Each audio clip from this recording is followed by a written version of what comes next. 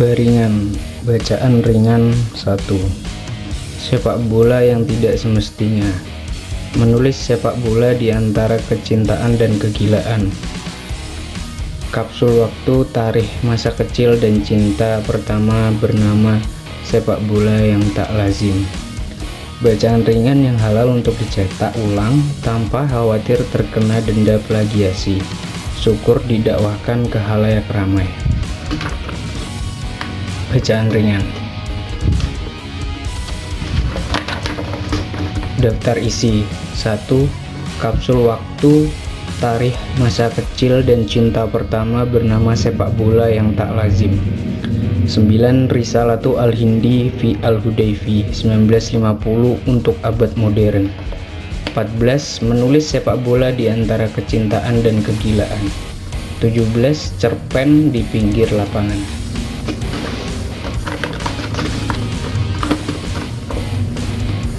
Salam redaksi, salam olahraga.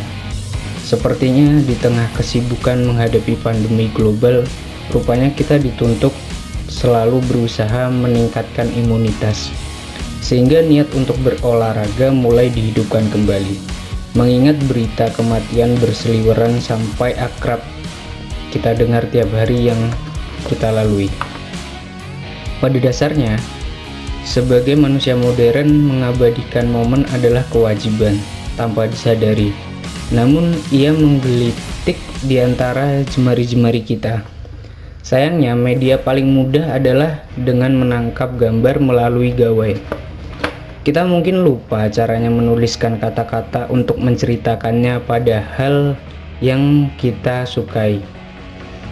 Jadi seumpama kalian punya pengalaman tentang apapun yang ada kaitannya dengan sepak bola, alangkah menyenangkannya untuk dibagikan bersama.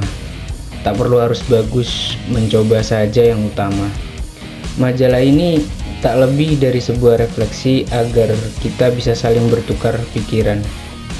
Menjadi menyenangkan bila bisa saling mengerti sudut pandang berbeda-beda pada olahraga yang sama-sama kita senangi. Silakan menulis, lalu kami akan muat. Gracious Duck. Kapsul waktu, tarikh masa kecil dan cinta pertama bernama sepak bola yang tak lazim. Gracious Duck. Pada awalnya, sebagai seorang bocah dengan banyak tingkah dan sulit untuk mencegah diri dari perbuatan berdiam diri selepas sekolah dan tidur siang di rumah, aku bermain tak kemana saja. Mulai dari berkelana menjelajah sungai satu ke sungai lainnya, sampai bergu maupun secara individu. Masa kecilku cukup menyenangkan, atau kalau tidak bisa dibilang masih belum ada invasi koneksi jaringan secara massal. Ada banyak musim dalam permainan yang dalam setahun selalu bergulir. Siklusnya tidak pasti, entah itu bulanan atau bahkan mingguan. Namun permainan selalu bertahan kecuali satu yang selalu mampu berdampingan dengan musim permainan apapun, dan itu adalah sepak bola. Istilahnya sepak bola selalu punya porsinya pada sore hari, setelah siang hari lelah bermain dengan hal-hal yang musiman.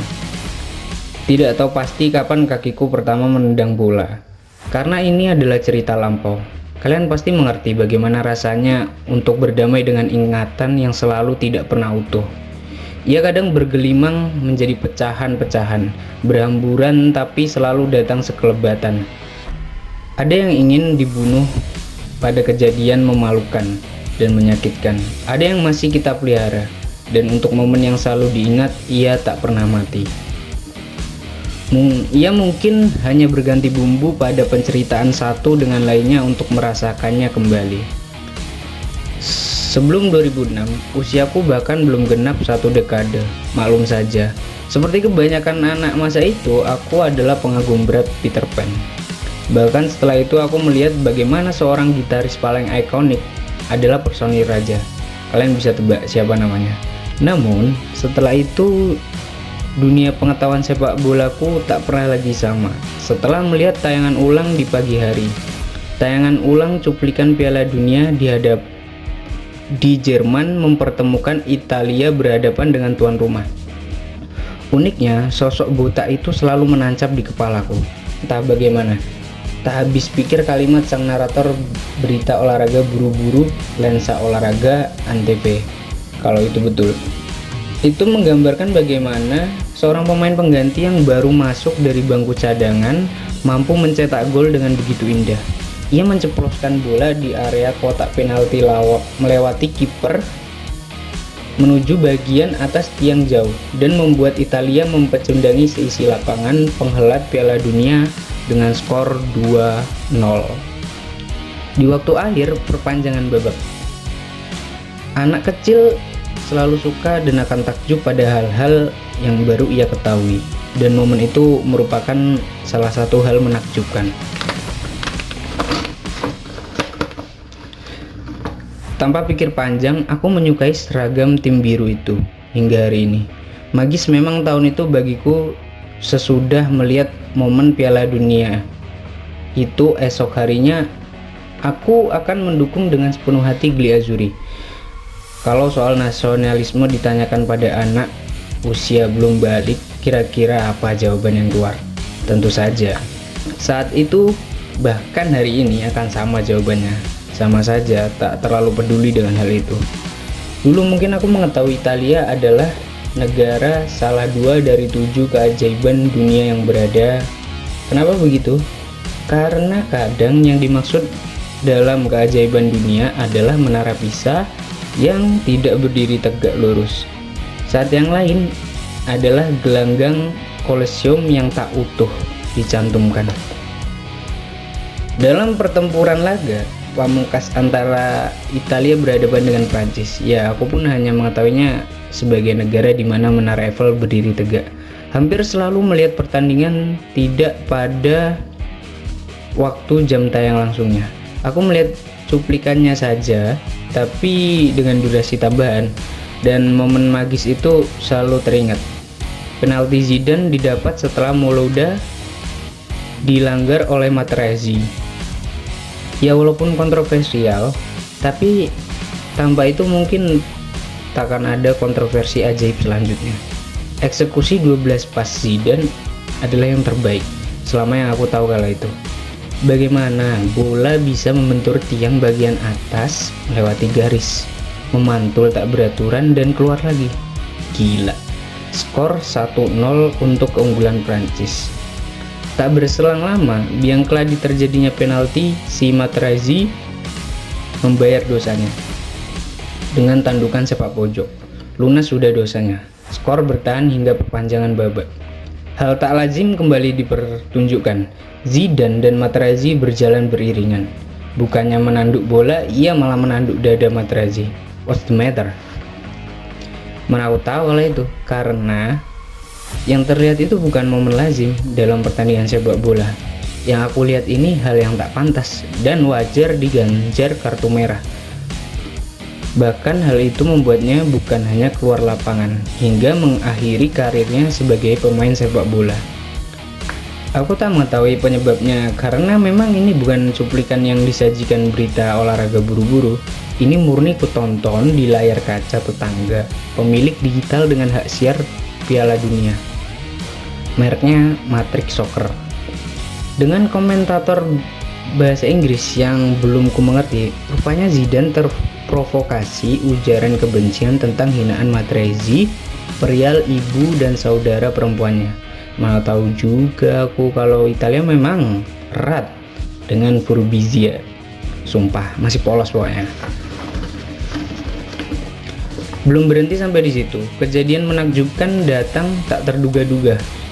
Setelah tandukan Zidane, skor tak berubah hingga menuju babak tendang-tendangan penalti. Adalah Trezeguet mengulangi momen Zidane di area titik putih.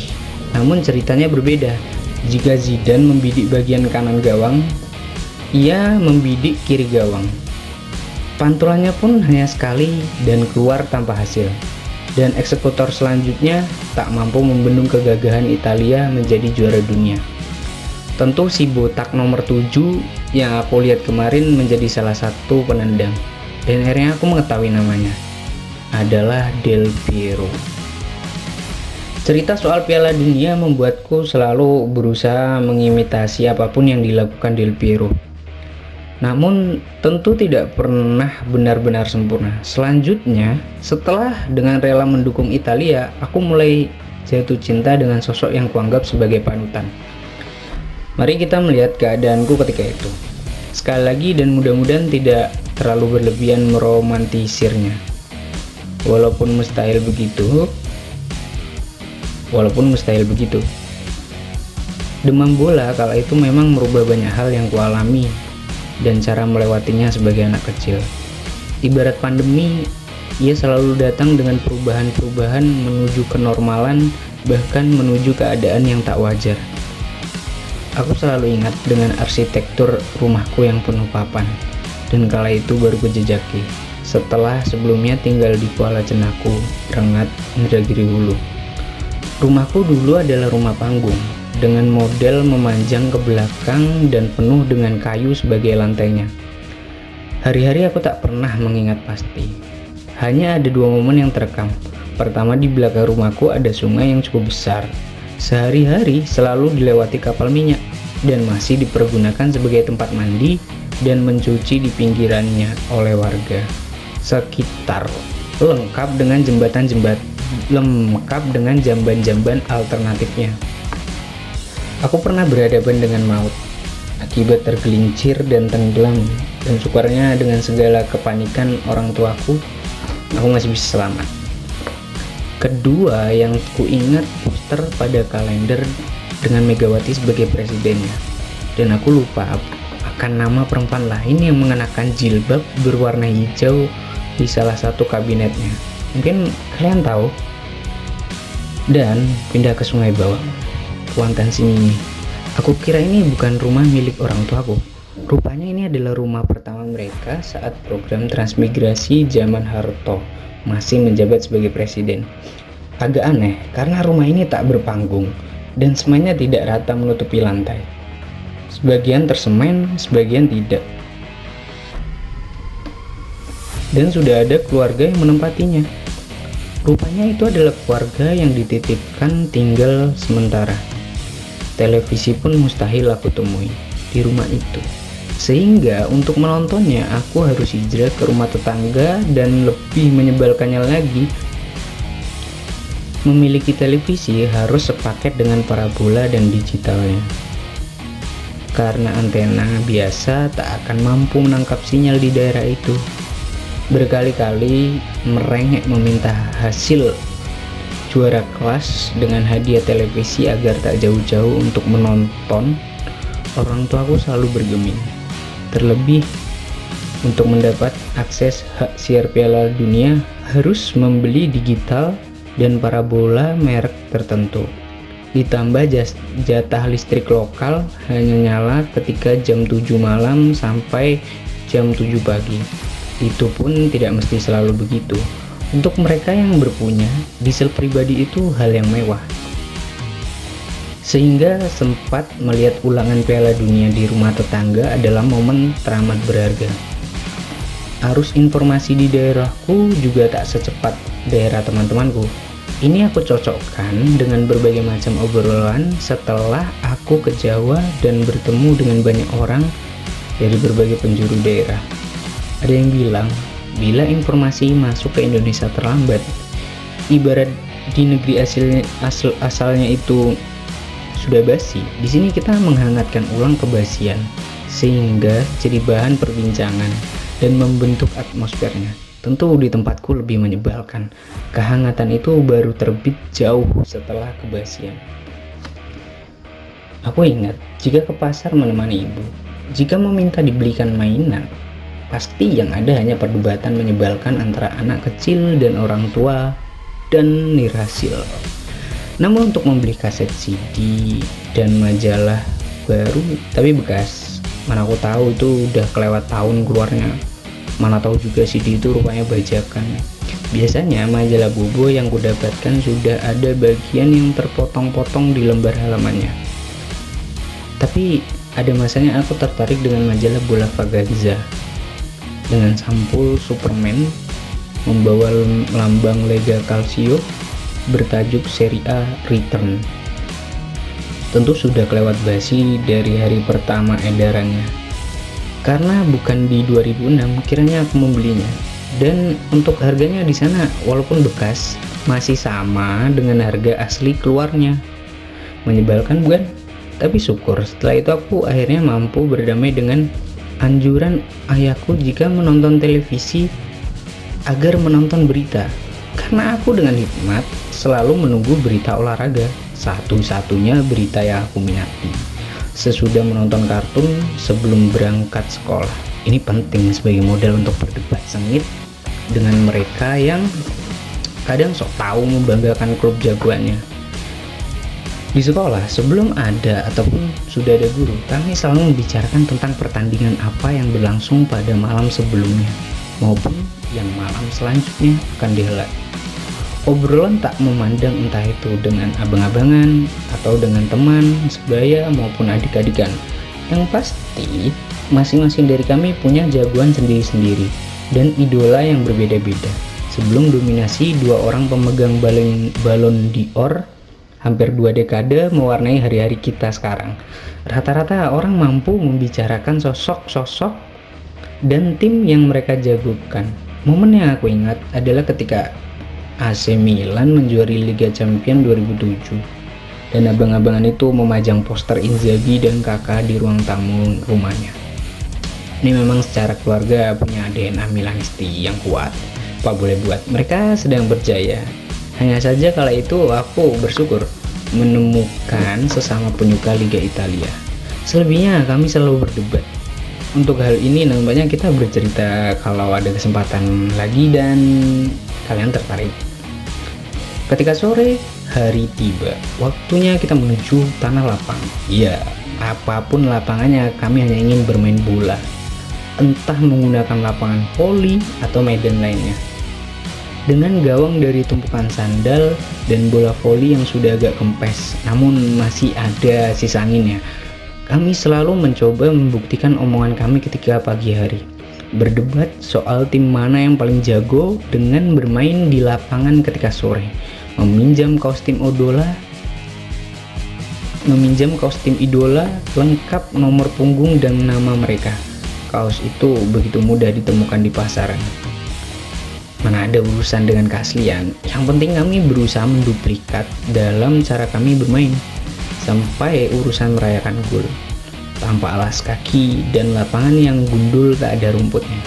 Kami bermain dengan penuh canda tawa, kadang penuh emosi. Ada banyak tipe lapangan yang ada di sekitar daerahku, tapi bagiku paling ikonik di lapangan voli itu karena memang dekat dari rumahku. Entah bagaimana, tanpa ada janji-janji palsu kami berkumpul saja ketika sore. Hujan bukanlah masalah, justru itu hal yang selalu ditunggu. Rasanya semakin segar ketika bermain di bawah rintik ataupun derasnya hujan, dengan konsekuensi pulang dimarahin ibu lagi dan lagi. Baiklah, mari bercerita tentang varian lapangan yang ada di sekitaran tempatku. Ada lapangan di sekolah. Walaupun untuk main bola kami harus memainkan permainan kasti terlebih dahulu. Apa yang terjadi? Apa itu bagian dari kurikulum atau bukan? Tapi jika ada guru olahraga, kami harus menunda sampai permainan yang membosankan itu selesai dan barulah kami main bola. Lapangan depan sekolah adalah lapangan dengan rumput cepat, sehingga bermain di situ akan selalu saja ada pemain yang berani menjatuhkan diri untuk menekel bola. Nah, untuk gawangnya kami bersepatu, maka biasa menggunakan tumpukan sepatu atau batako. Namun tetap untuk bermain selalu nyeker. Lapangan lainnya adalah lapangan di area rumahan. Jangan membayangkan ini di jalanan, karena memang lahan kami untuk bermain bola cukup banyak. Ia berada di antara pekarangan kebun sawit dengan diameter yang tak terlalu luas. Ia ada di mana-mana, bahkan jika ingatanku masih benar, ada sekitar 3 lapangan dengan jenis ini, tanpa rumput dan hanya tanah. Tapi tiang gawangnya agak bagus karena menggunakan bambu. Ada lapangan yang seharusnya sebagai tempat bermain sepak bola. Hanya saja sangat menyebalkan dengan banyak tumbuh rumput jarum. Walaupun kadang tak pakai sepatu, tapi selalu gatal ketika tersangkut di celana atau di baju. Dan lapangan itu pun tak seluruhnya ditumbuhi rumput, masih dominan hanya tanah dengan tiang gawang dari besi, tapi fluktuasi digunakannya sedikit. Jika hanya bermain biasa tak pernah kami gunakan. Kami lebih memilih bagian yang banyak tertutupi rumput dan menumpuk sandal untuk menjadikannya tiang gawang. Secara peraturan tak jauh berbeda. Mungkin lazim di antara kami jika postur kiper tak dapat menghalau bola udara, maka gol tidak akan sah. Jadi tiang gawang atas diukur sesuai postur kiper. Jika bola kedapatan mengenai tumpukan sandal, maka itu dianggap tak sah sebagai gol. Untuk jarak gawang sangat-sangat tergantung, bisa 5 langkah bahkan 7. Jaraknya pun tak akan pernah sama hari ini dengan hari lainnya. Terlebih si pengukur tak pernah orang yang sama. Perihal penalti pun begitu, dihitung dengan langkah ke depan dari gawang, kadang 5, kadang 7. Mana sempat kami memikirkan garis penalti, apalagi susah-susah membuat titik putih. Lebih sering tanpa alas kaki, jadi ketika ada yang bersepatu, habis dikomentari sebagai anak kelas atas, hingga dirundungi sampai ia melepas sepatunya. Gila aja, yang lain tanpa alas kaki, dia bersepatu dengan spool. Sakit nggak tuh kalau kena injek? Untuk bola, kami tak pernah mematok harus bola apa. Apapun bolanya selalu bisa ditendang dan ada, maka kami pakai. Makanya aku agak heran, hanya di sini saja yang menggunakan bola plastik. Di tempatku lebih baik menggunakan bola yang mudah terbang ketika ditendang daripada plastik. Kalian pasti tahu kalau batas pemain tak pernah ditentukan tanpa ada menunggu di luar lapangan. Pokoknya datang silahkan menjadi tim bagian mana, asal genap sama jumlahnya dengan tim lawan. Kick off dilakukan dengan melambungkan bola ke atas dan pada pantul yang ketiga baru boleh dikuasai. Pelanggaran kadang bisa berupa tendangan bebas atau kadang menggunakan metode yang sama ketika kick off, tergantung keputusan bersama. Selain batas pemain yang tidak ada pakemnya, berakhirnya pertandingan selalu tak tentu. Entah ketika pemilik bola pulang, bola bocor, atau paling sering terjadi adalah azan maghrib. Bahkan kadang bisa terus berlanjut sampai pemain kehabisan tenaga. My position is this street soccer is the most natural educational system that can be found. Rinus Michel. Okay.